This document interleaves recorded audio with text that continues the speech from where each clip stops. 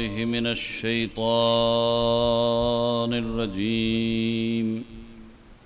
بسم الله الرحمن الرحيم. الحمد لله رب العالمين،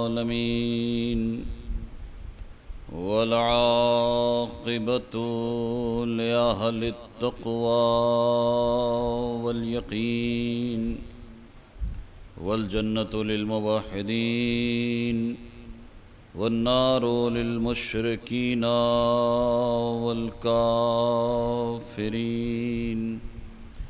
الصلاة والسلام على المصطفى الأمجد المحمود الأحمد أبي القاسم محمد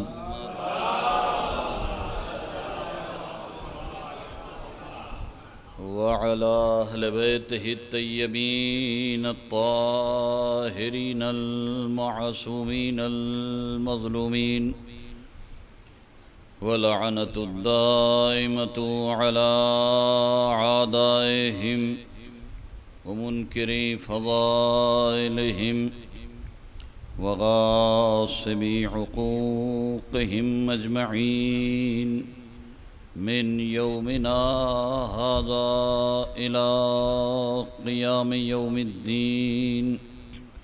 أما بعد، فقد قال الصادق عليه السلام: إنا لقتل الحسين حرارة في قلوب المؤمنين لا تبردوا أبدا.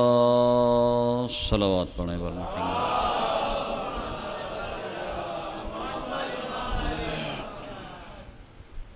انتہائی محترم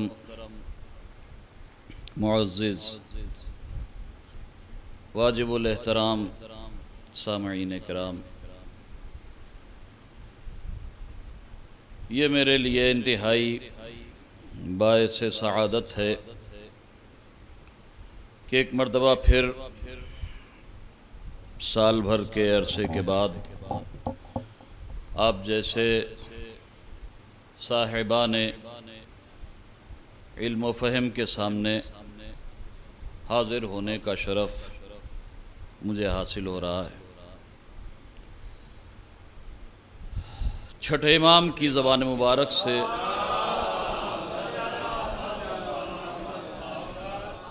نکلے ہوئے بابرکت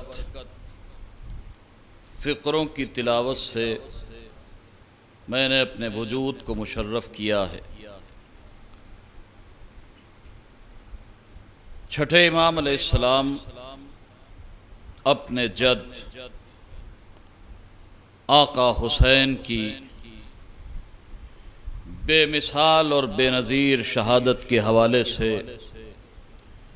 ارشاد فرماتے ہیں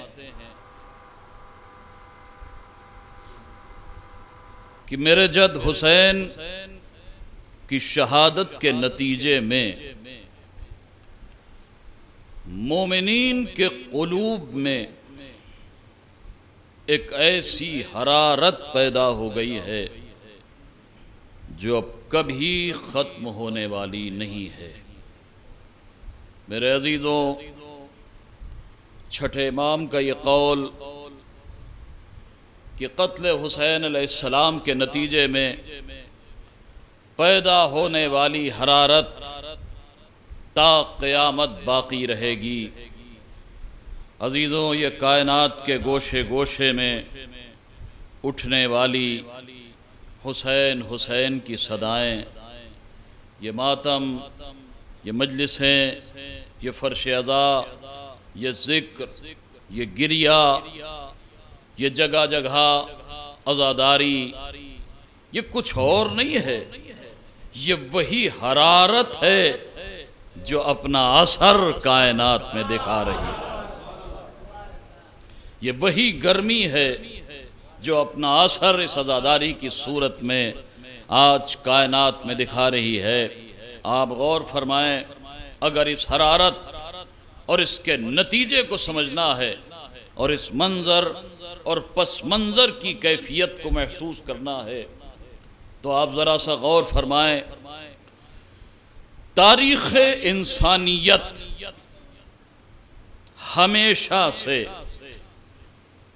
دو طرح کے اوراق پر مشتمل رہی ہے.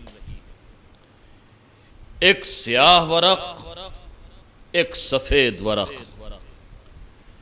ایک روشن ورق، ایک تاریک ورق.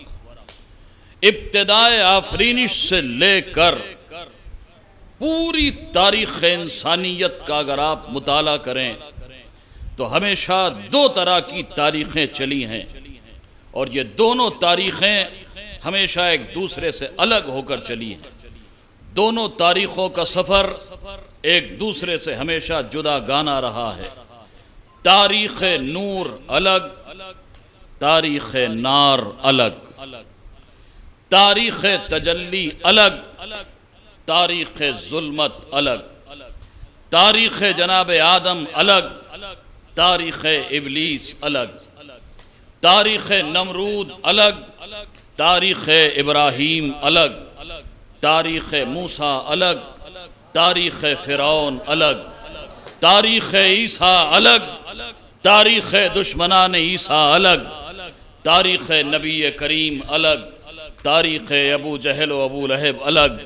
تاریخ مولا علی الگ، تاریخ امیر شام الگ.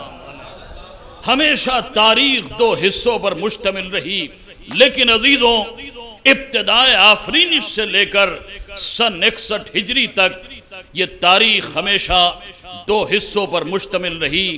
لیکن سن 61 ہجری آتے آتے یزید ملعون کی جو سب سے زیادہ مذموم کوشش تھی وہ یہی تھی کہ ان دونوں تواریخ کو ایک دوسرے میں ضم کر دیا جائے.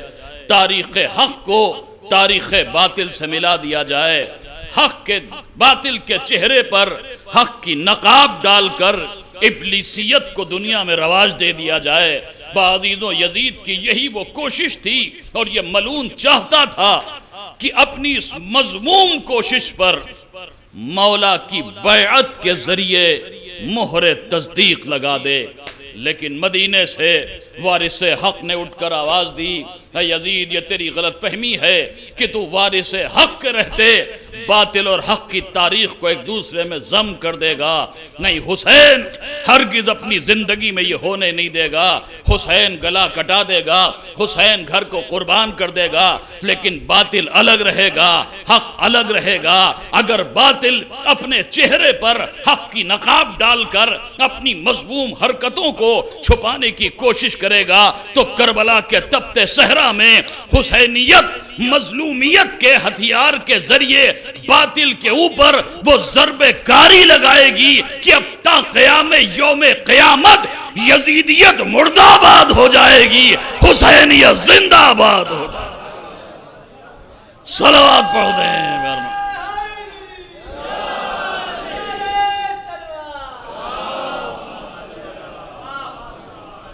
اور عزیزوں دیکھیں یزید کو جو سب سے بڑی غلط فہمی ہوئی، جہاں یزید نے سب سے بڑی شکست کھائی، وہ یہی رخ تھا جس سے یزید جیسا کم عقل اور احمق ترین انسان سمجھ ہی نہ سکا. وہ کم بخت یہ سمجھ رہا تھا کہ انہیں کربلا میں بلاؤ، انہیں صحرا میں بلاؤ، انہیں جنگلوں میں بلاؤ، پھر انہیں قتل کرو، ان کے سر و تن میں جدائی کر دو، ان کا خون بہا دو، ان کے جسموں کو ٹکڑے ٹکڑے کر دو، ان کے وارثوں کو اسیر کر دو، انہیں رسیوں میں جکڑ لو تاکہ ان کا وجود قیامت تک کے لیے ختم ہو جائے. لیکن عزیزوں یزید کی یہی غلط فہمی تھی. وہ سمجھ رہا تھا جسموں کا قتل ان کی موت کا سبب بن جائے گا، جسموں کی اسیری ان کے قید ہو جانے کا سبب بن جائے گی. لیکن اسے نہیں پتا تھا کہ یہ وہ عظیم المرتبت گھرانہ ہے جو بندھے ہوئے ہاتھوں کے بعد بھی خود قید ہو کر بھی دنیا کو پیغام حریت دیا کرتے ہیں. اسے پتہ ہی نہیں تھا، وہ تو سمجھ رہا تھا یہ بندھے ہوئے ہاتھوں کے ذریعے یہ بے کس اور مجبور بیویاں، یہ اسیر، یہ بے کس و ناتوان جوان جس کے ہاتھوں میں ہتھکڑیاں ہیں، پیروں میں بیڑیاں ہیں، یہ یزیدیت کا کیا مٹائے گا؟ پھر ہم نے تو اس کے بزرگوں کو قتل کر دیا، ان کے وارثوں کو قتل کر دیا، اور پھر قتل کرنے کے بعد ان کے سروں کو نو کے نیزہ پر چڑھا دیا۔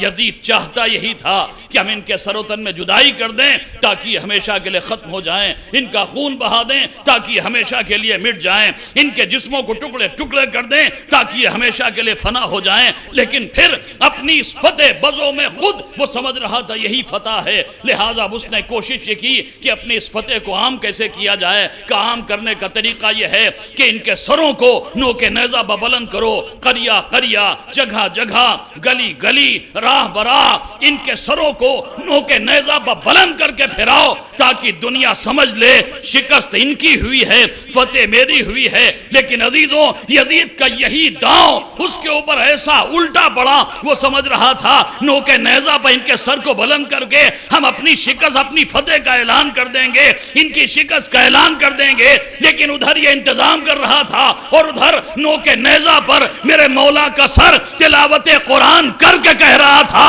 یزید مادیت کی شہرت کاٹنا یہ تیرے اختیار میں ہے، نورانیت کو جدا کرنا یہ تیرے اختیار میں نہیں ہے۔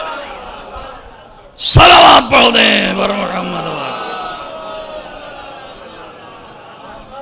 وہ ملعون سمجھ رہا تھا ان کے سر کو نو کے نیزہ پر بلند کر دو تاکہ دنیا کو پتا چلے تلوار ہماری چلی ہے۔ نیچے رکھ دیں، صلوات پڑھیں بر محمد والے۔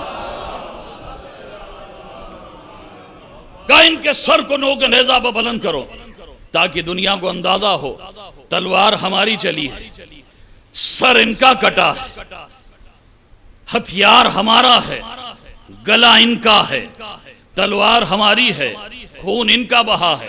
ان کے سر کو نو کے نیزہ پر بلند کرو تاکہ دنیا کو اندازہ ہو جائے یزید فتح یاب ہوا۔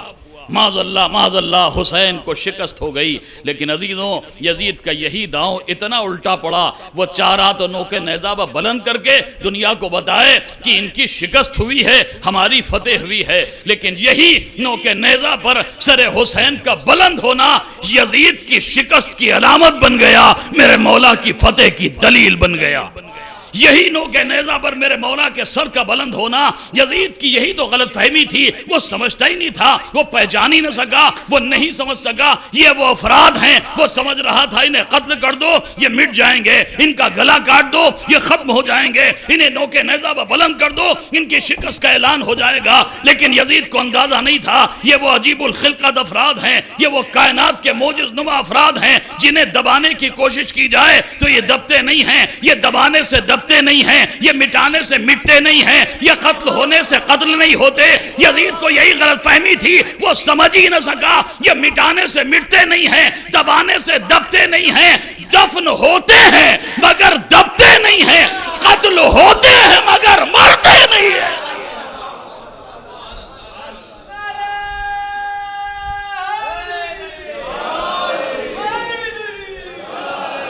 اس کا یہی داؤں الٹا پڑ گیا۔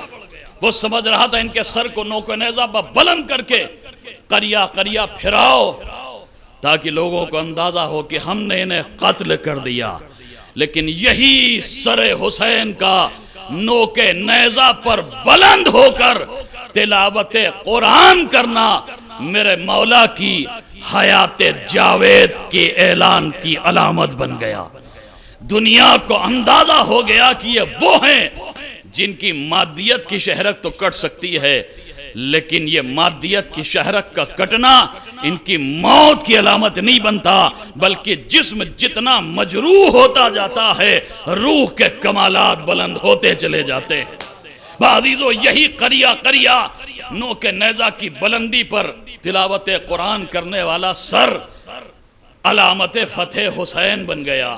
اللہ اکبر، کٹ گیا شاہ کا سر، موت نہ آئی پھر بھی، کٹ گیا شاہ کا سر، موت نہ آئی پھر بھی، زندگی شان سے کرتی تھی سفر نیزے پر۔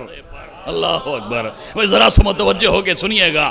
کٹ گیا شاہ کا سر موت نہ آئی پھر بھی زندگی شان سے کرتی تھی سفر نیزے پر. خود یہ ظالم ہی بیابان سے بستی بستی لے گئے فتح حسینی کی خبر نیزے پر. صلوات پڑھ دیں بر محمد.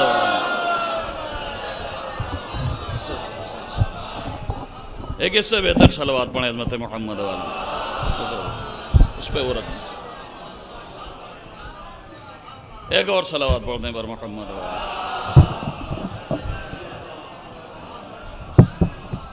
خود یہ ظالم ہی بیابان سے بستی بستی لے گئے فتح حسینی کی خبر نیزے پر.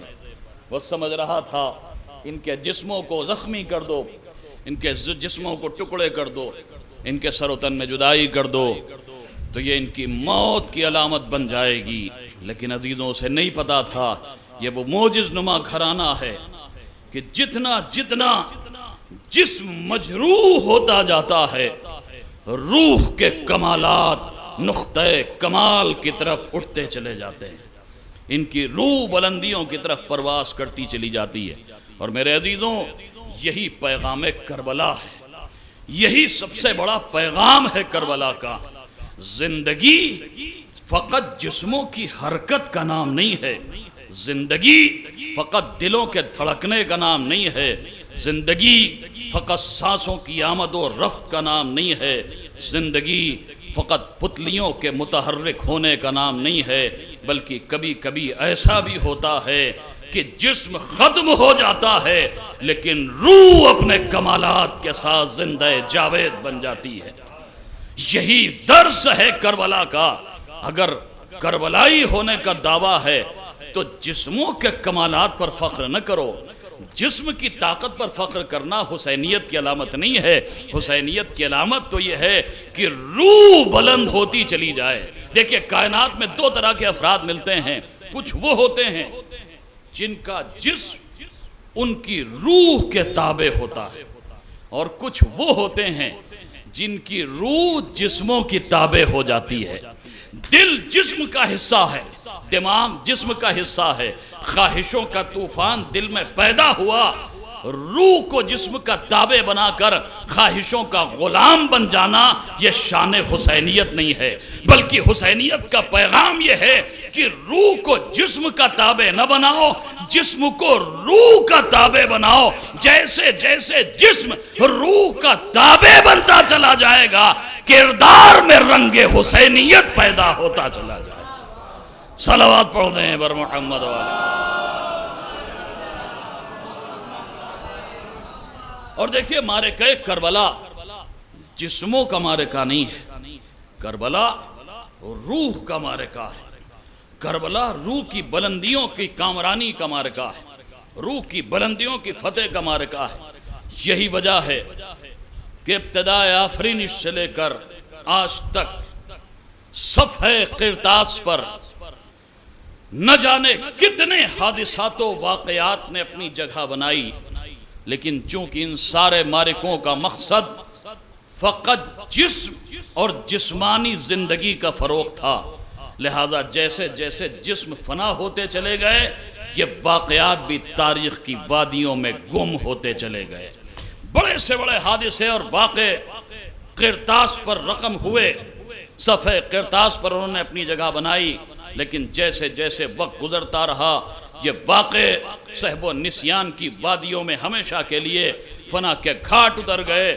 گزرتے ہوئے وقت کی گرد نے ان واقع کے خد و خال کو, واقعات کے خد و خال کو اتنا زیادہ مزمحل کر دیا کہ ذہن انسانی سے یہ واقعے بالکل ختم ہوتے چلے گئے. آپ اندازہ کریں, آپ کے کانوں میں اکثر اس طرح کی آوازیں آتی ہیں, فلاں جگہ اتنا بڑا حادثہ ہو گیا, فلاں ملک نے فلاں ملک پر حملہ کر دیا, فلاں جگہ جنگ ہو گئی, وہاں اتنے افراد مارے گئے, وہاں اتنے ہزار قتل ہو گئے, وہاں اتنے لقمے اجل بن گئے. 2-4-10 دن ذکر ہوتا ہے, تذکرہ ہوتا ہے, اخبارات میں خبریں آتی ہیں, ٹی وی پر تذکرہ ہوتا ہے, سوشل میڈیا پر ذکر ہوتا ہے, لیکن جیسے جیسے وقت گزرتا ہے انسان بھولتا چلا جاتا ہے. پھر کسی کو خیال بھی نہیں آتا کہ کون سا واقعہ ہوا تھا، کتنے لوگ مرے تھے، کتنے لوگ دنیا سے رخصت ہو گئے۔ عزیزوں پوری کائنات میں ایک ہی ایسا واقعہ ہے جو کل بھی اپنی آب و تاب کے ساتھ اسی طرح زندہ تھا، آج بھی زندہ ہے، قیامت تک زندہ رہے گا۔ ہر واقعہ ذہن انسانی سے مٹ جائے گا، لیکن ذکر حسین نہ کل مٹا تھا، نہ آج مٹا ہے، نہ قیامت تک مٹے گا۔ اور عزیزوں ایسا نہیں ہے کہ گزرتے ہوئے وقت کے ساتھ ذکر حسین کو مٹانے کی کوششیں نہیں ہوئی، نہیں، ہر دور میں حکومتوں نے اپنی توانائیاں صرف کر دیں ذکر حسین کو ختم کرنے کے لیے۔ ہر دور میں تلواریں چمکتی رہیں، نیزے لچکتے رہے، تیر سنسناتے رہے، عزاداروں کے خون سے زمین لالازار ہوتی رہی، حسینیوں کے سر و تن میں جدائی ہوتی رہی، سب کچھ ہوتا رہا۔ اور آج بھی کہیں گولیاں چل رہی ہیں، کہیں بموں کے دھماکے ہو رہے ہیں، کہیں عزاداروں کا خون بہایا جا رہا ہے، لیکن عزیزوں سب اپنی جگہ ذکر حسین میں نہ کل کمی آئی تھی، نہ آج کمی آئی ہے، نہ قیامت تک کمی آئے گی۔ یہ اسی آب و تاب کے ساتھ مظلوم کا ماتم کل بھی ہو رہا تھا، آج بھی ہو رہا ہے، قیامت تک ہوتا رہے گا۔ میرے عزیزوں پوری کائنات میں دو ہی تو معجزے ہیں جن کا دنیا جواب نہ لا سکی۔ ایک معجزہ رسول کا ہے، ایک معجزہ میرے مولا حسین کا ہے۔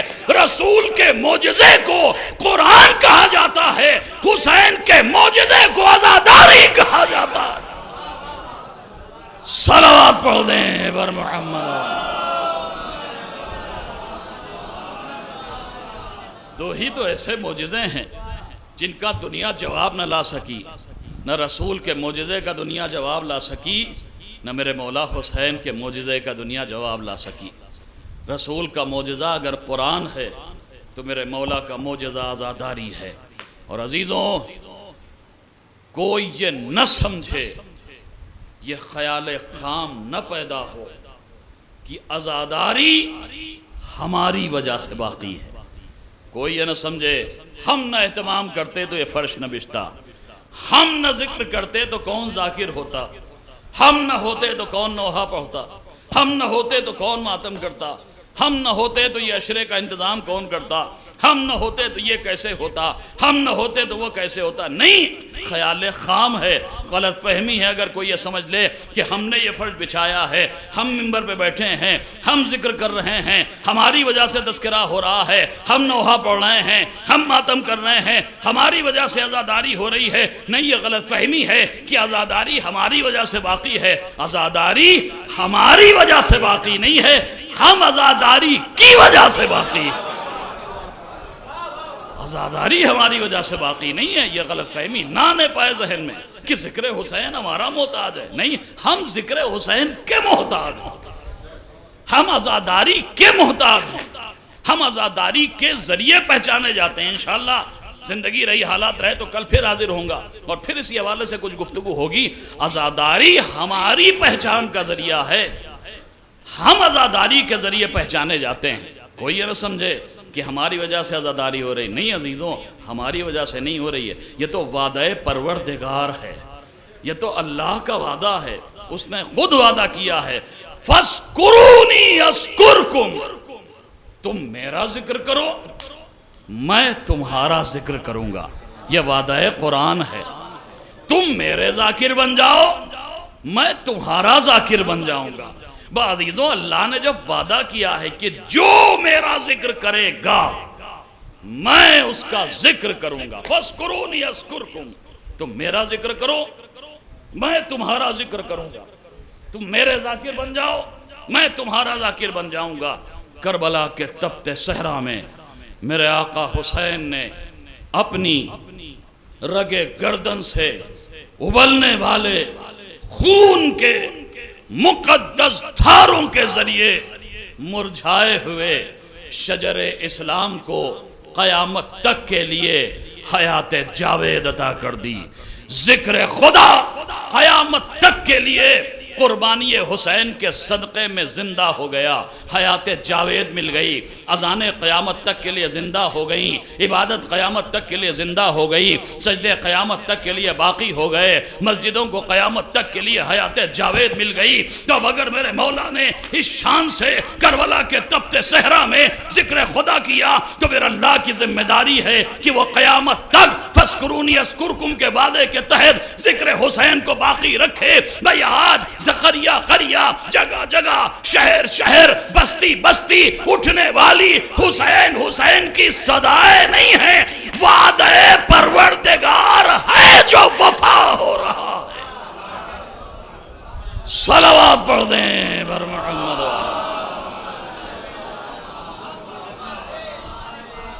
لیکن میرے نوجوانوں یاد رکھنا، میں اس موقع پر اکثر ایک جملہ ضرور کہتا ہوں، یہ ذمہ داری اللہ کی ہے کہ وہ ذکر حسین کو باقی رکھے۔ یہ ذمہ داری ہماری نہیں ہے، ہماری ذمہ داری نہیں ہے کہ ہم ذکر حسین کو باقی رکھیں، یہ ذمہ داری تو اللہ کی ہے۔ ہمارا شرف تو بس اتنا ہے اور بہت ہے کہ اس نے اپنا وعدہ پورا کرنے کے لیے ہم جیسے حقیر و ناچیزوں کو ذریعہ بنایا۔ ہمارے لیے اس سے بڑا شرف اور کیا ہو سکتا ہے کہ اس نے ہم جیسے ذروں کو اپنا وعدہ پورا کرنے کے لیے ذریعہ بنا لیا ہے۔ یہ شرف ہمارے لیے بہت بڑا ہے، ورنہ ذکر کو باقی رکھنا اس کی ذمہ داری ہے، یہ ذمہ داری ہماری نہیں ہے۔ لیکن ہاں نوجوانوں اتنا یاد رکھنا، ایک جملہ میں اکثر کہتا ہوں، ذمہ داریاں دو طرح کی ہیں، ایک ذمہ داری اللہ کی ہے، ایک ذمہ داری ہماری ہے۔ ذکر حسین کو باقی رکھنا یہ ہماری ذمہ داری نہیں ہے، یہ تو ذمہ داری اللہ کی ہے۔ ہمارا شرف تو یہی بہت ہے کہ اس نے ہمیں اپنے وعدے کے پورا کرنے کے لیے ذریعہ بنا لیا ہے۔ لیکن اتنا یاد رکھنا، ذکر حسین کو باقی رکھنا یہ اللہ کی ذمہ داری ہے، فکر حسین کو باقی رکھنا یہ ہماری ذمہ داری ہے۔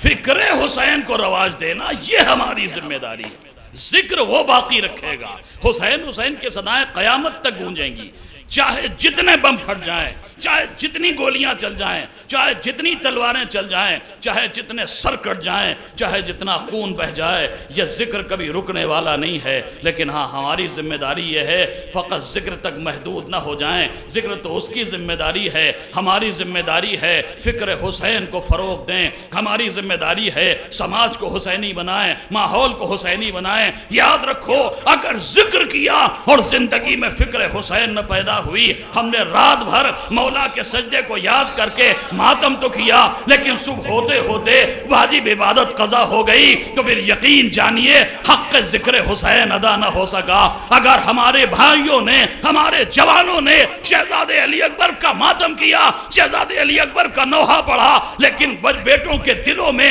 احترام والدین کا جذبہ نہ پیدا ہوا، تو حق ذکر علی اکبر ادا نہ ہو سکا۔ اگر مولا عباس کو یاد کر کے ہم نے ماتم کیا، نوحہ پڑھا، آنسو بہائے، اپنے جسموں پر ماتم کے داغ بنائے، لیکن بھائی کے دل میں بھائی کے لیے جذبہ وفاداری نہ پیدا ہوا، تو حق ذکر عباس ادا نہ ہوا۔ اگر ہماری ماؤں بہنوں نے سر و سینہ یہ کہہ کے پیٹا کہ شہزادی زینب کی چادر چھن گئی، ہائے شہزادی کا پردہ چھن گیا، لیکن اپنی چادروں سے غافل ہو گئی، تو پھر یقین جانیے حق ذکر زینب ادا نہ ہو سکا۔ اگر عزاداری کا حق ادا کرنا ہے تو پھر یاد رکھو دعوی عشق گر عشق میں سچائی ہو، ذکر مولا ہے تو پھر فکر بھی مولا ہی ہو۔ صلوات پڑھ دیں بر محمد۔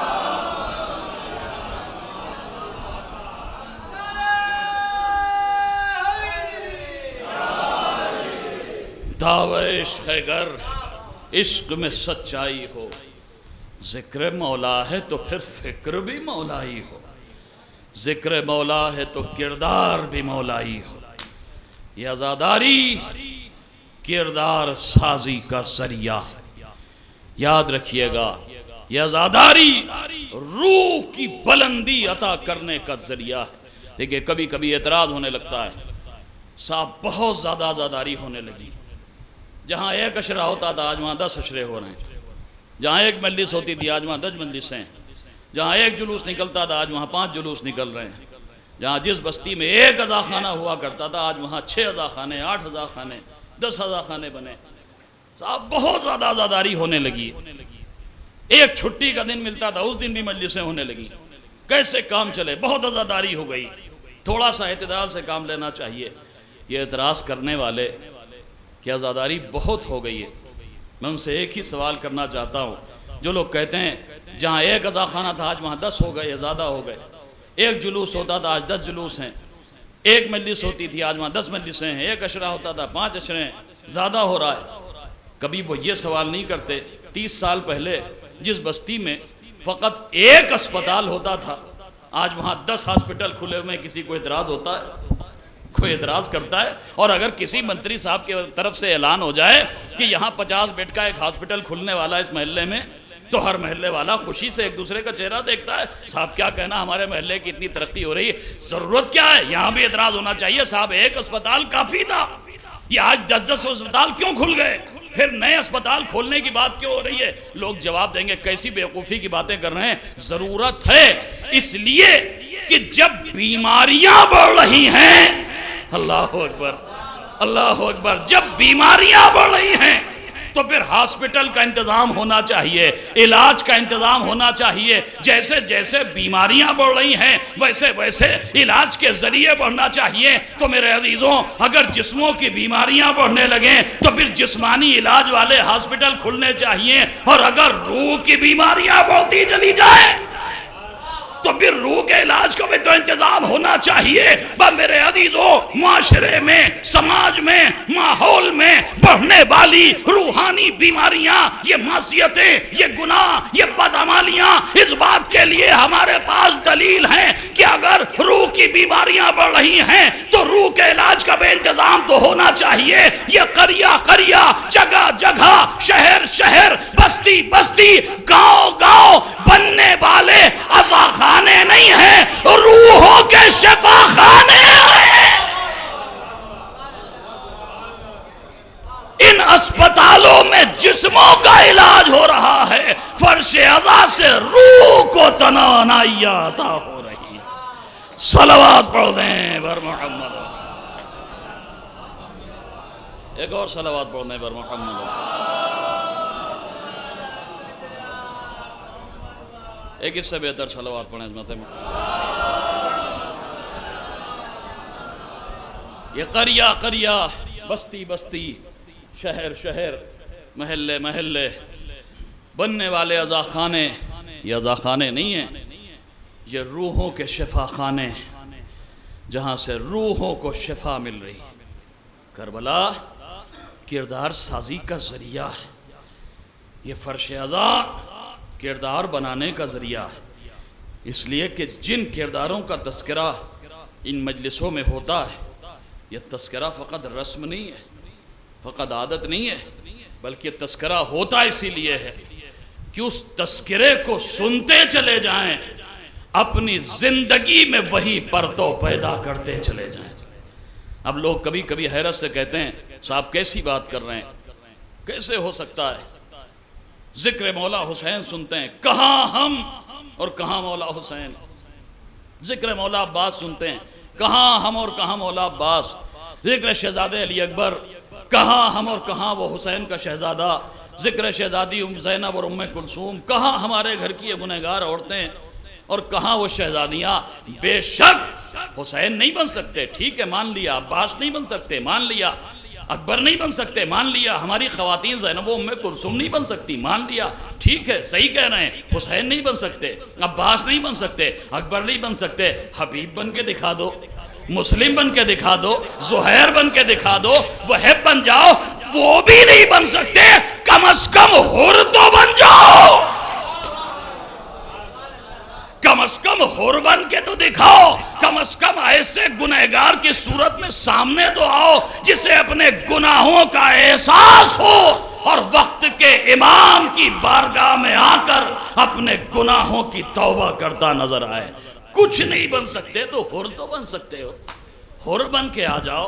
دیکھیے کربلا میں 2 کردار ایسے ہیں واقعاً جو ہر انسان کے لیے مشعل راہ بن سکتے ہیں. یوں تو کربلا کا ہر کردار آئیڈیل ہے، ہر کردار پیروی کے لائق، لیکن ہمارے جیسوں کی زندگی کے لیے دو کردار واقعاً عجب کشش رکھتے ہیں۔ ایک وہ جس نے اپنے گناہوں کا احساس کر کے اپنے وقت کے امام کو تلاش کیا اور امام کی بارگاہ میں آ کر تائب ہو گیا، اور ایک وہ جس سے اپنی نصرت کے لیے خود امام نے تلاش کیا۔ اللہ اکبر، جس نے گناہوں کا احساس کر کے وقت کے امام کو تلاش کر لیا اسے حر کہتے ہیں، اور جسے امام نے تلاش کر لیا نصرت کے لیے اسے حبیب فقی کہا جاتا ہے۔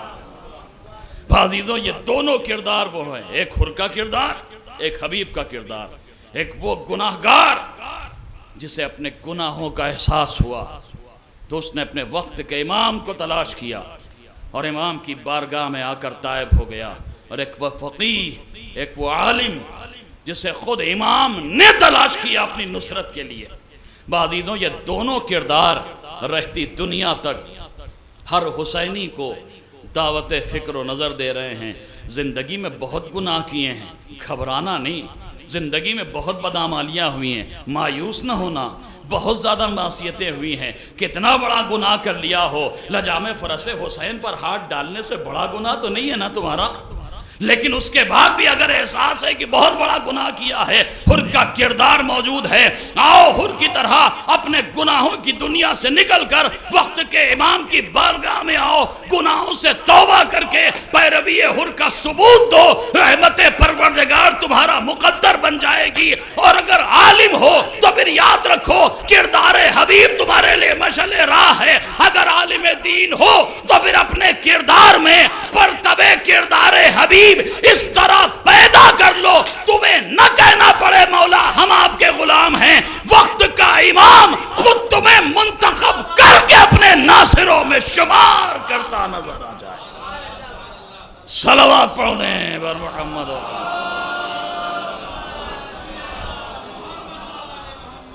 اگر عالم ہو، اگر دین کا علم رکھنے والے ہو تو پھر آؤ کردار حبیب تمہیں آواز دے رہا ہے، اپنے کردار میں کردار حبیب کا ایسا پرتو پیدا کرو کہ خود وقت کا امام تمہیں آواز دیتا نظر آئے، تمہیں دعویٰ نہ کرنا پڑے۔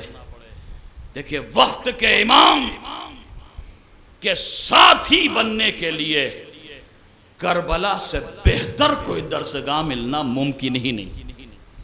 کربلا وہ درسگاہ ہے جہاں سے اندازہ ہوتا ہے کہ وقت کے امام کے ساتھی کیسے ہوتے ہیں اور وقت کے امام کی فوج کیا ہوتی ہے۔ دیکھیے، کربلا کے لیے ہم پر یہ اعتراض ہوتا ہے، صاحب اتنا ذکر کربلا کی کیا ضرورت ہے؟ کربلا گزرے ہوئے زمانے کی باتیں ہیں، کربلا ماضی ہے، کربلا 1400 سال پرانی داستان ہے، کیا ضرورت ہے کہ بعد اتنا ذکر کربلا کیا جائے؟ یہ تو ماضی کی داستان ہے، یہ تو گزر چکا ہے وقت، یہ تو گزرے ہوئے وقت کی باتیں ہیں۔ غلط کہتی ہے دنیا، کربلا ماضی ہے۔ کربلا ماضی کا نام نہیں ہے، کربلا حال کا نام ہے، کربلا پریزنٹ کا نام ہے۔ کلو یومن عاشورا کلو ارضن کربلا، ہر دور میں کربلا ہر حسینی کے سامنے رہتی ہے۔ کربلا فقط دو شہزادوں کی معاذ اللہ جنگ نہیں ہے، یہ جو ملائی کہا کرتے ہیں، یہ جو عدم معرفت کے شکار افراد کہا کرتے ہیں کہ کربلا دو شہزادوں کی جنگ ہے، کربلا دو شہزادوں کی جنگ نہیں ہے، کربلا دو کرداروں کا ایسا ٹکراؤ ہے جو کردار ہر دور میں نظر آتے ہیں۔ جب کبھی بھی جس دور میں کردار یزید کا کوئی حامل یزیدی اٹھ کے کھڑا ہوگا، کربلائی کردار اٹھ کر اس یزیدیت کے سامنے سیسا پھیلائے ہوئی دیوار بن کر حسینیت کا مظاہرہ کرتا نظر آئے گا۔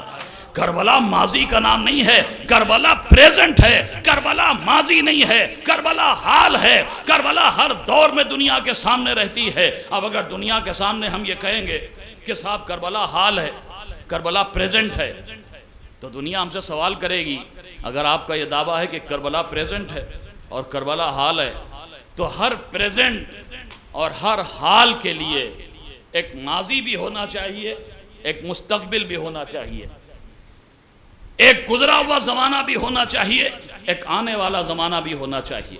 اگر کربلا پریزنٹ ہے، کربلا حال ہے، تو پھر کربلا کا پاسٹ کیا ہے، کربلا کا ماضی کیا ہے، اور کربلا کا مستقبل کیا ہے، کربلا کا فیوچر کیا ہے؟ دیکھیے کربلا اگر حال ہے تو کربلا کا ماضی بھی ہے، کربلا کا مستقبل بھی ہے۔ کربلا اگر پریزنٹ ہے تو کربلا کا پاسٹ بھی ہے، کربلا کا فیوچر بھی ہے۔ اب میں آپ کو بتاتا ہوں کربلا کا ماضی کیا ہے، کربلا کا مستقبل کیا ہے۔ کربلا کے ماضی کو غدیر کہتے ہیں، کربلا کے مستقبل کو ظہور امام کہا جاتا۔ صلوات پڑھ دیں بر محمد۔ کربلا کے ماضی کو غدیر کہا جاتا ہے۔ وہ کربلا تھی جس نے پیغام غدیر کو گھر گھر پہنچانے کا کام کیا، ورنہ اگر کربلا کا معرکہ نہ ہوتا تو پیغام غدیر بھی تاریخ کی وادیوں میں گم ہو گیا ہوتا۔ یہ کربلا تھی جس نے پیغام غدیر کو گھر گھر پہنچایا، اور آج ذکر غدیر ہر پسند کی زبان پر ہے۔ اور یہ کربلا ہے جو وقت کے حسین کے ناصروں کو تیار کرنے والی سب سے بڑی درسگاہ کا نام ہے۔ میرے عزیزوں، اگر کربلائی ہونے کا دعویٰ ہے تو اپنے کردار کو ایسا بناؤ کہ وقت کا امام، وقت کا حسین تمہیں خود اپنے ناصروں میں شمار کرتا نظر آئے۔ دیکھیے گریہ روح عزاداری ہے۔ اس گریہ کی اہمیت کا ہم اندازہ نہیں کر سکتے۔ جو ہماری آنکھوں سے آنسو گرتے ہیں نا غم حسین میں، اس کی اہمیت کیا ہے ہم اندازہ نہیں کر سکتے۔ لیکن یاد رکھیے گا، گریہ روح عزاداری ضرور ہے، لیکن فقط گریے پر آ کر ٹھہر نہ جانا۔ فقط یہ نہ ہو کہ بس آنسو بہیں اور یہیں پر ہمارے قدم ٹھہر جائیں، نہیں، حسینیت کی راہیں اس سے بہت آگے ہیں۔ گریہ روح عزا ہے، گریہ کے بغیر حسینیت کا اظہار ممکن نہیں۔ گریہ ایک کوک چلی ماں کے زخموں کا مرہم ہے، اس سے قطعاً انکار نہیں ہے۔ ایک قطرہ اشک آتش جہنم کو بجھانے کے لیے کافی ہے، لیکن عزیزوں یہ قطرہ اشک کیسا ہو؟ قطرہ اشک تو یزید کی آنکھوں سے بھی بہے تھے، قطرہ اشک تو نرغہ آدم میں موجود لوگوں کی آنکھوں سے بھی بہے تھے۔ پھر عزیزوں ہر قطرہ اشک ایسا نہیں ہوتا جو جہنم کی آگ کو بجھانے والا بن جائے۔ یقیناً ایک قطرہ بجھا سکتا ہے کل آتش دوزخ، اشک غم شبیر میں کچھ ایسی نمی ہے۔ لیکن عزیزوں یہ قطرہ اشک ہر قطرہ اشک نہیں ہوتا جو بظاہر نام حسین پر بہا لیا جائے، اس لیے کہ گریہ تو نرغہ عدا نے بھی کیا تھا، گریہ تو یزید نے بھی کیا تھا۔ ایک قطرہ اشک عزائے حسین جہنم کی آج کو سرد کرنے کے لیے کافی ہے، لیکن اس قطرے کی شان یہ ہونا چاہیے کہ یہ قطرہ اشک آنکھوں سے بہتا چلا جائے، دلوں سے معصیت کی نجاستوں کو دور کرتا چلا جائے۔ صلوات پڑھ دیں بر محمد والا۔ عزیزوں ورنہ اٹھائیے مقاتل، اٹھائیے روایتوں کی کتابیں، ایک جگہ نہیں متعدد جگہ یہ واقعہ ملتا ہے، اور یہ روایت ملتی ہے کہ بعد قتل حسین جب اشقیہ خیمے میں آئے، دیکھیں میں مسائل نہیں پڑھ رہا ہوں ابھی، لیکن ذرا سا گریہ اور پھر گریہ کی آگے کی منزلوں تک کا احساس کیجئے۔ اشقیہ خیمے میں آئے، تاریخ کہتی ہے ایک شخص ہے جو مال اہل حرم لوٹ بھی رہا ہے، اہل حرم کا مال لوٹ رہا ہے، خیموں میں لوٹ مار کر رہا ہے، لیکن آنکھوں سے آنسو جاری ہے، روتا بھی جا رہا ہے، گریہ بھی کرتا جا رہا ہے۔ پوچھنے والے نے پوچھ لیا اس شخص رو کیوں رہا ہے؟ کہا اس لیے رو رہا ہوں کہ ایسے مظلوم قیدی آج سے پہلے کبھی دیکھے نہیں ہیں۔ پوچھنے والا سوال کرتا اچھا جب ایسے مظلوم قیدی تجھے نظر آ رہے ہیں تو پھر لوٹ کیوں رہا ہے؟ کہا اس لیے لوٹ رہا ہوں اگر میں نہ لوٹوں گا تو پھر کوئی اور آئے گا اور لوٹ کے لے جائے گا۔ یعنی رو بھی رہا ہے، احساس مظلومی بھی کر رہا ہے، لیکن مال امام لوٹتا بھی جا رہا ہے۔ میری زبان جل جائے اگر کسی عزادار کی توہین مقصود ہو اور کسی دشمن اہل بیت سے کسی عزادار کا کمپیریزن کر رہا ہوں، لیکن عزیزوں مجھے کہنا پڑتا ہے کمپیریزن بالکل نہیں ہے، عزادار کا مرتبہ بہت بلند ہے، لیکن ہاں یہ واقعہ پڑھنے کے بعد بے ساختہ میرے ذہن میں کچھ تصویریں آ گئیں، مجلسوں میں آ کے گریہ بھی ہو رہا ہے، سہم امام غضب بھی کیا جا رہا ہے، تلخم سے نکالا نہیں جا رہا ہے، حق امام کھایا جا رہا ہے، وقف کی پراپرٹی پر قبضہ کیا جا رہا ہے، مجلسوں میں گریہ بھی ہو رہا ہے، وقف کا مال ہڑپا جا رہا ہے، ماتم بھی ہو رہا ہے، نوحہ بھی ہو رہا ہے، حق امام کو غصب کیا جا رہا ہے۔ میرے عزیزو، اگر حسینی ہو تو پھر ایسے حسینی نہ بنو کہ فقط زبان پر حسین حسین ہو اور کردار بنی امیہ سے ملتا جلتا نظر آ رہا ہو۔ صلوات پڑھنے ور محمد والے حسینی بننا ہے تو پھر ایسے حسینی بنو، زبان بھی حسینی ہو، کردار بھی حسینی ہو، رفتار بھی حسینی ہو، گفتار بھی حسینی ہو، اعمال بھی حسینی ہو، ظاہر بھی حسینی ہو، باطن بھی حسینی ہو۔ ایسا نہ ہو کہ حسینیت فقط ظاہر میں ہو اور باطن میں پرتوے کردار بنی امیہ انسان کے کردار سے جھلک رہا ہو، تو پھر یقین جانیے یہ حسینیت نہیں ہے، پھر حق حسینیت ادا نہیں ہوا۔ یہ مجلسیں، یہ ذکر، یہ فرش کیوں بچتا ہے؟ کبھی آپ نے سوچا یہ فرش کس کی بنا ہے؟ کس نے بنا ڈالی ہے؟ یہ حقیقت ہے کہ اگر کربلا کے تپتے صحرا میں میرے مولا حسین کی قربانی نہ ہوتی تو آج مسجدوں کے میناروں سے اٹھنے والی اذانوں کی آوازیں نہ ہوتی، آج یہ مصلے نہ ہوتے، آج یہ سجدے نہ ہوتے، آج یہ عبادتیں نہ ہوتی، آج یہ ذکر خدا نہ ہوتا، مسجدوں سے اللہ کا ذکر نہ گونجتا اگر قربانی حسین نہ ہوتی۔ لیکن جہاں یہ حقیقت ہے کہ اگر قربانی حسین نہ ہوتی تو یہ اللہ اکبر کی صدائیں نہ ہوتی، وہیں یہ بھی حقیقت ہے کہ اگر کوفہ شام کے بازاروں میں میری شہزادی زینب کے خطبے نہ ہوتے تو آج یہ فرش عزا پر حسین حسین کی آوازیں نہ ہوتی۔ یہ فرش عزا میری شہزادی کا دیا ہوا صدقہ ہے۔ میں مصاحب پہ آؤں گا انشاءاللہ، آپ گریہ کیجئے گا، لیکن ذرا سے اس فرش عزا کی اہمیت کا اندازہ کیجئے۔ اس فرش عزا کی بانی ہے میری شہزادی زینب، اور کس وقت بنا رکھی؟ تاریخ کہتی ہے جب رہائی کا پیغام ملا، شہزادی زینب نے ایک ہی جملہ کہا تھا، میرے لال یزید سے کہہ دو ایک مکان خالی کرا دے، میں اپنے بھیا کا ماتم کرنا چاہتی ہوں۔ کیا سمجھتے ہیں آپ؟ معاذ اللہ، شہزادی زینب بھی ہمارے گھروں کی جذباتی خواتین کی طرح تھیں کہ بس ذرا سا دل بھرا ہوا ہے اور دل بھر کے اب تک گریہ نہیں ہو پایا ہے اور دل میں غبار اٹھ رہا ہے اور آنسو بھرے ہوئے ہیں، بس دل چاہتا ہے کسی طرح چیخ چیخ کے گریہ کر لیں، لہٰذا جذبات کو بس ٹھنڈا کرنے کے لیے اور اپنے جذبات کی تسکین کے لیے کہہ رہی ایک مکان خالی کرا دو، فرش عزا بچ جائیں۔ اگر ہم نے یہ سمجھ لیا تو یقین جانیے ہم نے معرفت شہزادی زینب حاصل ہی نہیں کی۔ اگر شہزادی زینب کہہ رہی ہے کہ میرے لال کہہ دو ایک مکان خالی کرا دے تو فقط جذبات کی تسکین کا ذریعہ نہیں ہے زاداری، بلکہ قاتل کے گھر میں مقتول کا فرش عزا بچھا کر اور ظالم کے گھر میں مظلوم کی عزاداری کر کے شہزادی زینب نے قیامت تک کے لیے پیغام دے دیا، اے یزید جس ذکر کو مٹانے کے لیے تو نے اتنے ظلم کر لیے، دیکھ لے فتح کس کی ہوئی ہے، شکست کس کی ہوئی ہے، گھر یزید کا ہے، فضاؤں میں حسین حسین ہو رہا۔ صلوات پڑھ دیں بر محمد والے۔ لیکن عزیزو اس سے بھی بڑا ایک مقصد اور تھا شہزادی زینب کا، یہ جو میری شہزادی کہہ رہی تھی میرے لال یزید سے کہو ایک مکان خالی کرا دے، اپنے بھیا کا فرش عزا بچھاؤں گی۔ کیوں؟ عقیلہ بنی ہاشم کی دور رس نگاہیں دیکھ رہی تھی۔ میرے بھیا نے مدینے سے چلتے وقت کیا کہا تھا؟ انما خرجت لطلب الاصلاح فی امت جدی، میں اپنے نانا کی امت کی اصلاح کے لیے نکل رہا ہوں۔ ذکر خدا کو بچانے کے لیے حسین نکلے، عبادتوں کو بچانے کے لیے نکلے، نمازوں کو بچانے کے لیے نکلے، شریعت کی بقا کے لیے نکلے۔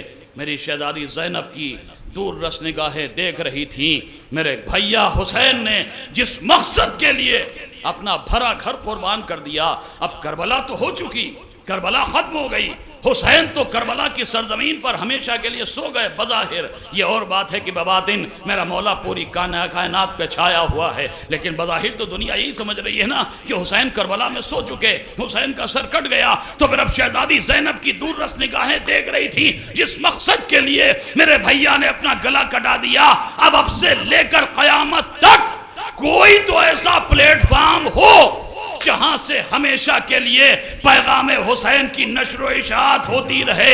بھئی یہ میری شہزادی زینب کا یزید کے گھر میں فرش عزائے حسین بچھانا نہیں تھا، قیامت تک کے لیے پیغام حسینیت کی بقا کا انتظام تھا۔ یہ میری شہزادی کے دور رس نگاہوں کے ذریعے دیکھے جانے کے بعد ہمیشہ کے لیے ایک ایسا آفاقی تبلیغی عمل تھا کہ اب قیامت تک مجلس حسین کی ہوگی، ذکر خدا کا ہوگا، مجلس حسین کی ہوگی، ذکر رسول کا، مجلس حسین کی ذکر نمازوں کا، مجلس حسین کی ذکر سجدوں کا، مجلس حسین کی ذکر قرآن کا، مجلس حسین کی ذکر کعبے کا، یعنی قیامت تک فانوس حسینیت میں شمع دین خدا جلتی رہے گی۔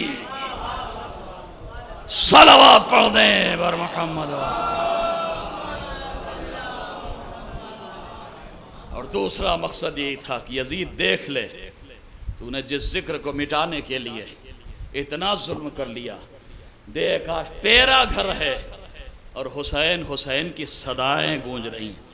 اور کیا غضب کا پرخلوص عمل تھا میری شہزادی کا، تھوڑے سے اہل حرم، ایک شہزادی ذاکرہ، ایک میرا مظلوم امام رونے والا، ساتھ میں چند لٹی ہوئی بیویاں، لیکن اللہ اللہ یہ کیسا پرخلوص عمل تھا عقیل بنی ہاشم بنت علی کا کہ آج وہ بدبخت اور وہ بے حیا جو بظاہر یہ کہتے نظر آتے ہیں کہ یزید بھی رضی اللہ ہے، معاذ اللہ یزید بھی معاف کر دیا جائے گا، لیکن ہم نے نہیں سنا کسی پیپر میں، کسی ٹی وی خبر میں، کسی سوشل میڈیا کے میسج پر کہ ان بے حیاؤں میں سے کوئی شام جا کر تلاش کر رہا ہو قبر یزید کہاں ہے، چلو ذرا ایک سورہ فاتحہ ہی پڑھ لیا جائے۔ لیکن دنیا نے دیکھا، وہ دنیا اعتراض کر رہی تھی، حسین ہزاروں کے مقابلے پر فقط 72 لے کے آئے تھے۔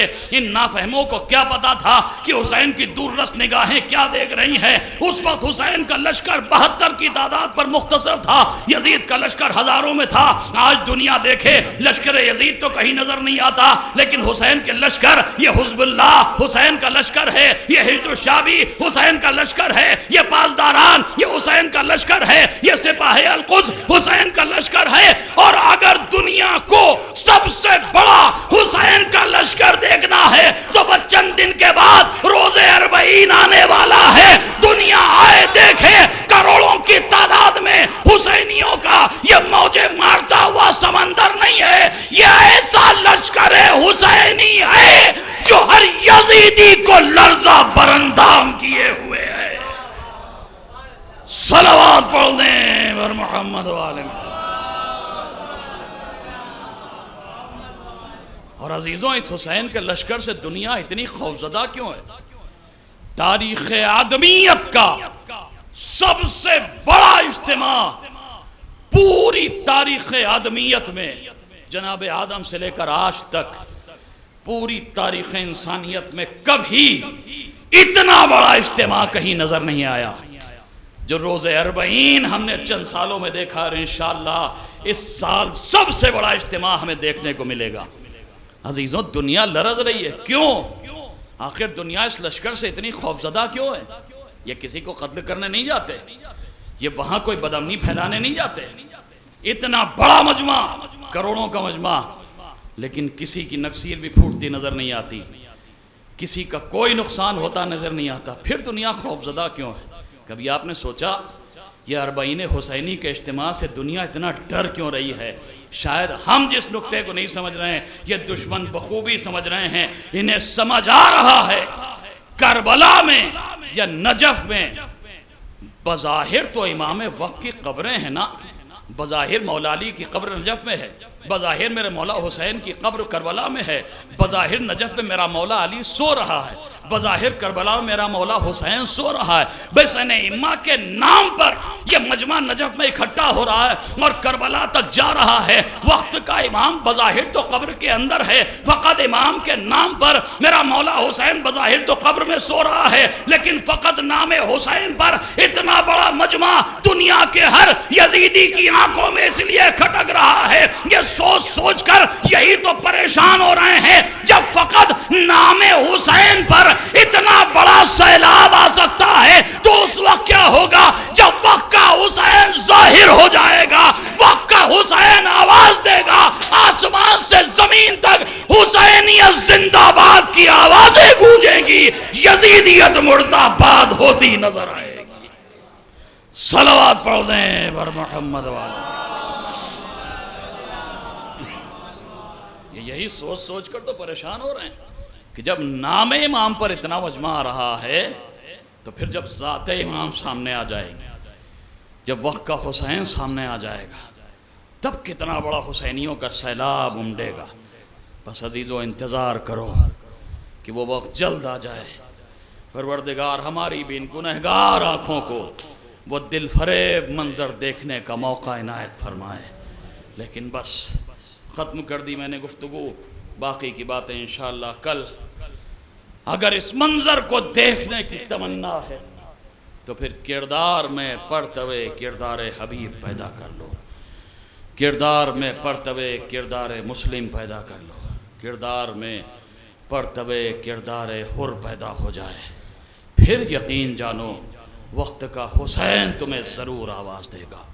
اللہ اللہ، کربلا کا تپتا صحرا ذکر خدا کی بقا کی ضمانت بن گیا۔ لیکن یہ بھی حقیقت ہے کہ اگر کربلا کے بعد کوفہ و شام کے بازاروں میں میری شہزادی زینب اور میرے مظلوم بیمار امام کے خطبے نہ ہوتے تو آج دنیا کو پتہ بھی نہ چلتا کربلا میں کیا قیامت گزر گئی۔ یہ تو میرے امام کے خطبوں اور شہزادی زینب کی تقریروں کا صدقہ ہے کہ یزید کو اپنے پائے تخت میں لغزش محسوس ہوئی اور اس ملعون کو احساس ہو گیا اب اگر ان قیدیوں کو قید میں رکھا گیا تو پھر پائے تخت سلامت نہ رہے گا۔ لہذا قاصد بھیجا گیا، چوتھے امام کو دربار میں طلب کیا گیا۔ اللہ اللہ، ادھر میرا مولا دربار کی طرف چلا۔ تاریخ کہتی ہے چاہنے والی پھوپھی زندان کے دروازے پر آ کر دامن پھیلا کے کھڑی ہو گئی۔ اے میرے پروردگار، یہ میرے بھیا کی آخری نشانی ہے۔ اللہ اللہ، جب نہیں کانوں میں حسین کی وہ آواز گونج رہی ہو جو وقت آخر میرے مولا نے اپنی بہن کو مخاطب کر کے دی تھی، اے میری بہن اب یہ گھر تیرے حوالے، اب یہ رانڈے تیرے حوالے، یہ بچے تیرے حوالے، یہ اسیر تیرے حوالے۔ وہ زینب کے کانوں میں حسین کی آواز آ رہی ہے، شہزادی دامن پھیلائے کھڑی ہے، پروردگار میرے بھیا کی امانت کی خیر ہو۔ میرا امام دربار یزید میں پہنچا۔ تاریخ کہتی آج منظر بدلا ہے، کل یہی دربار تھا جب میرا مولا ہتھکڑیاں اور بیڑیاں سنبھالے، آگے آگے میرا بیمار امام، پیچھے پیچھے ایک رسن میں 12 گلے۔ لیکن آج منظر بدلا ہوا ہے۔ آج میرا امام جیسے ہی دربار میں داخل ہوا، تاریخ کہتی ہے ملعون اپنی مسند سے اٹھ کے کھڑا ہو گیا، احترام سے مولا کو اپنے پہلو میں بٹھایا اور بٹھانے کے بعد کہتا ہے حسین کے لال، ہم نے آپ کو رہا کر دیا، اب آپ چاہیں یہاں رہیں چاہے مدینے واپس چلے جائیں۔ تاریخ کہتی ہے چوتھے امام نے جب جملہ کہا، اے یزید جب تک اپنی پھوپھی سے مشورہ نہ کر لوں کوئی جواب نہیں دے سکتا، یہ کہہ کے میرا مولا دربار سے نکلا۔ ہاں، دربار سے نکلتے نکلتے ہتھکڑیاں کٹ گئیں، بیڑیاں کٹ گئیں، توق کٹ گیا۔ سید سجاد دربار سے نکلے، ادھر زندان کے در پر شہزادی زینب دامن پھیلائے ہوئے، میرے مالک میرے لال کی حفاظت کرنا۔ بہت دور سے سید سجاد کو آتے ہوئے دیکھا، ایک مرتبہ تڑپ کے چاہتی گلے میں باہیں ڈالیں لیکن ابھی بازو بڑھائے تھے۔ جب منظر دیکھا گلے میں توق نہیں ہے، ہاتھوں میں ہتھکڑی نہیں ہے، پیروں میں بیڑی نہیں ہے۔ ایک مرتبہ شہزادی زینب گھبرا کے پوچھتی میرے لال یہ تبدیلی کیسی؟ سید سجاد نے جب جملہ کہہ دیا، اللہ اللہ، یہی ایک لفظ خون کے آنسو رونے کے لیے کافی ہے۔ سر کو جھکا کے میرے امام نے جب جملہ کہا، پھوپھی اماں ہم رہا ہو گئے۔ اللہ اللہ، اس لفظ رہائی میں نہ جانے کیا اثر تھا۔ تاریخ کہتی ہے میری شہزادی 2 لمحہ کے لیے سر جھکا کے کھڑی ہوئی، ایک مرتبہ اپنے رخ کو پلٹا، دھیرے دھیرے سر کو جھکائے ہوئے زینب اندھیرے قید خانے کے گوشے میں آئی جہاں ایک ننھی سی لہد بنی ہے۔ ایک مرتبہ اپنے کو قبر سکینہ پر گرا دیا، میری بچی اڑ جا ہم رہا ہو گئے۔ اے سکینہ تجھے رہائی کی بڑی تمنا تھی، جب طائر آشیانوں کی طرف جاتے تھے تو تڑپ تڑپ کے سوال کرتی تھی، اے پھوپھی اماں یہ طائر کہاں جا رہے ہیں؟ زینب کہتی تھی میری لاڈلی اپنے آشیانوں کو جا رہے ہیں۔ ننھی سی بچی پھوپھی کی آغوش میں سسک سسک کے جملہ کہتی تھی، پھوپھی اماں ارے کیا ہمیں وطن جانا کبھی نصیب نہ ہوگا؟ اللہ اکبر، مجھے نہیں پتا ارے زینب نے کیسے قبر سکینہ کو الوداع کہا۔ ماتم میں 3 روز رہے شور و شین سے، ارے 7 دن تک 7 دن تک شام میں ماتم ہوتا رہا۔ 7 دن کے بعد یہ قافلہ شام سے روانہ ہوا۔ سید سجاد پھر پھوپھی کے پاس آئے، پھوپھی اماں 2 راستے مدینے کی طرف جاتے ہیں، ایک راستہ کربلا ہو کے جاتا ہے، ایک راستہ سیدھا مدینے جاتا ہے، پھوپھی اماں کدھر سے چلنا مناسب ہے؟ ایک مرتبہ زینب کہے سرد کھیتی میرے لال مدینے ضرور جاؤں گی، لیکن اے میرے لال ارے اس راستے سے چلو جو کربلا ہو کے جاتا ہے، اے میرے لال کربلا ہو کے چلو، اس لیے کہ جن آنکھوں سے اپنے بھیا کا بے سر لاشا دیکھا تھا، اے میرے لال انہی آنکھوں سے بنی ہوئی لہر دیکھنا چاہتی ہوں۔ لیجئے قافلہ کربلا کی طرف روانہ ہو گیا۔ یہی قافلہ تھا، کربلا سے چلا تھا 11 محرم کو، بے کجاواں اونٹ تھے، لٹی ہوئی بیویاں، بے مخنو چادر بیویاں، ہاتھوں میں رسن، لیکن آج منظر بدلا ہوا ہے۔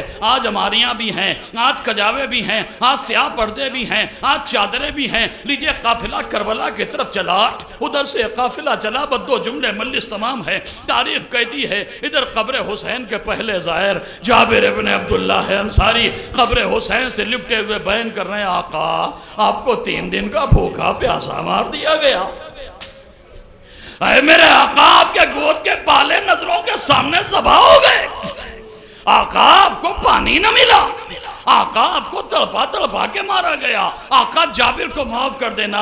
آقا جابر نصرت نہ کر سکا، جابر قبر حسین سے لپٹے ہوئے بیان کر رہے ہیں، قبر حسین جابر کے آنسوؤں سے بھیگ رہی ہے۔ بس تاریخ کہتی ہے ایک مرتبہ جابر نے جب کیفیت محسوس کی، روتے روتے جابر کو محسوس ہوا جیسے قبر حسین لرز رہی ہے۔ ایک مرتبہ ایک عجب سی آواز گونجی، ارے جابر جلدی میری قبر سے ہٹ جاؤ، میری بہن زینب آ رہی ہے۔ حضرکم اللہ، تاریخ کہتی ہے جابر نے جلدی سے قبر حسین کو چھوڑا، ایک درخت کی آڑ میں چہرہ چھپا کے کھڑے ہو گئے۔ بس چند لمحے گزرے تھے، ایک قافلہ نمودار ہوا، سیاہ ماریاں، سیاہ پرچم، سیاہ پردے پڑے ہوئے۔ ایک مرتبہ ایک ہماری کا پردہ اٹھا، اور اب جو پردہ اٹھا ایک بی بی نے اپنے کو ہماری سے گرایا، اور اب جو یہ بی بی زمین پر گری، تاریخ کہتی ہے دوبارہ یہ بی بی اٹھ نہ سکی۔ ارے گھٹنیوں چلتی ہوئی میری شہزادی قبر حسین کی طرف دوڑی۔ اے میرے بھیا زینب تجھے رونے آئی ہے، لیکن میرے ماں جائے، ارے زینب بہت شرمندہ ہے۔ بھیا جب کربلا سے چلے تھے وہ ننھی سی امانت میری آغوش میں تھی، لیکن ہائے مصیبت، ارے زینب امانت کی حفاظت نہ کر سکی۔ بھیا زینب تو آئی ہے، لیکن ہائے سکینہ روتے روتے شام کے زندان میں سے۔ الا لعنت اللہ علی القوم الظالمین وسیعلم الذین ظلموا ایام قلبی ینقلبون۔ بار الہا واسطہ ہے محمد و آل محمد کا، ہماری اس مختصر سی عبادت کو قبول کر لے۔ پروردگار جو بیماروں نے بحق بیمار کربلا شفا کلی عطا فرما، جو مقروض ان کے قرضوں کو خدا نے غیب سے ادا فرما، ان گودیوں کو آباد رکھ جن میں آقا حسین کے عزادار پل رہے ہیں۔ پروردگار رباب و زینب کی اجڑی ہوئی گودیوں کا واسطہ، جو نعمت اولاد سے محروم ہے ان نعمت اولاد عطا کر دے۔ پروردگار دنیا میں جہاں جہاں محبان اہل بیت، شیعان حیدر کرار، عزاداری امام مظلوم میں مشغول ہیں، ان سب کی جان و مال و عزت آبرو کی حفاظت فرما۔ پرچم کفر و نفاق کو سرنگوں فرما، پرچم اسلام و ایمان کو سربلندی عطا فرما۔ علماء اعلام کا سایہ ہمارے سروں پر قائم رکھ، بالخصوص آیت اللہ خامنئی اور آیت اللہ سیستانی کو عمر طویل عطا فرما۔ اے میرے مالک، ان علماء کی مرجعیت کو ہمارے مولا کے ظہور سے ملا دے۔ منتقم خون حسینی، وارث کربلا، وارث ذوالفقار، امام وقت کے ظہور میں تعجیل فرما۔ ہم سب کو اتنا با کردار، با عمل، سچا شیعہ، سچا محب اہل بیت بنا دے کہ جب ہمارا مولا ظہور فرمائے تو ہم سب کے سب اپنے آقا کے اعوان و انصار میں شمار ہو کر خدمت دین بھی کریں، خدمت امام بھی کریں۔ ربنا تقبل منا انکا انت السمیع